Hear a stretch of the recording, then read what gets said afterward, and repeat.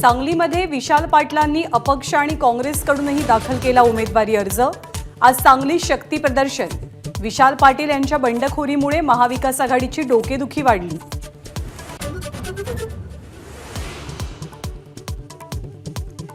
सांगलीच्या जागेवर ठाकरे गटानं उमेदवार मागे घेतल्यास आमचा एबी फॉर्म तयार, तर उमेदवारी मागे न घेतल्यास विशाल पाटलांची समजूत काढणार। नाना पटोलेंची माझाला माहिती।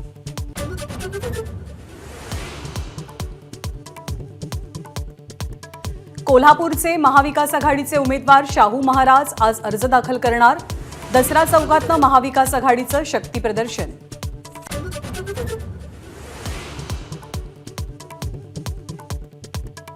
राजू शेट्टींच्या स्वाभिमानी शेतकरी संघटनेचा बच्चू कडूंना पाठिंबा। अमरावतीतील प्रहारचे उमेदवार दिनेश बुब यांना पाठिंबा जाहीर।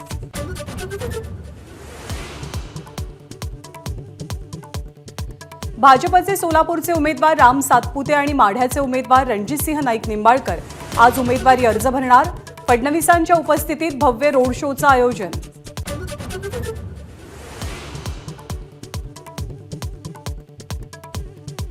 नाशिकच्या जागेचा तिढा लवकरच सुटण्याची शक्यता। मध्यरात्री अजय बोरस्ते आणि मुख्यमंत्र्यांमध्ये चर्चा, तर ज्यांना तिकीट देणार त्याचा प्रचार करणार। भुजबळांकडून पुनरुच्चार।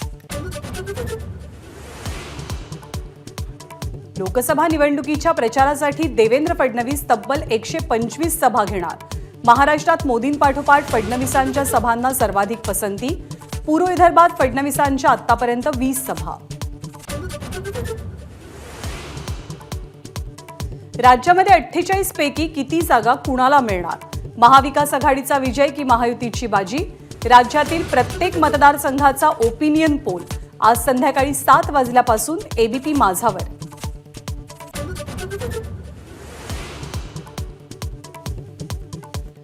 मुंबईत सलमान खानच्या घराबाहेर गोळीबार करणाऱ्या दोघांना अटक। गुजरातच्या भुजमध्ये बेड्या।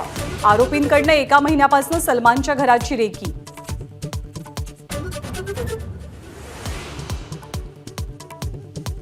सलमान खानच्या घराबाहेरील गोळीबार सुनियोजित कट असल्याचं तपासातनं उघड।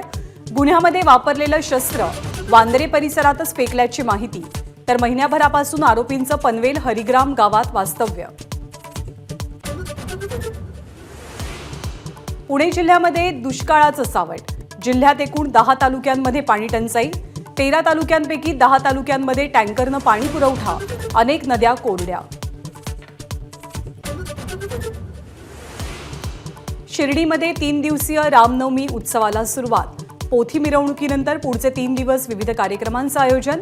उत्सवासाठी हजारो भक्तांची गर्दी।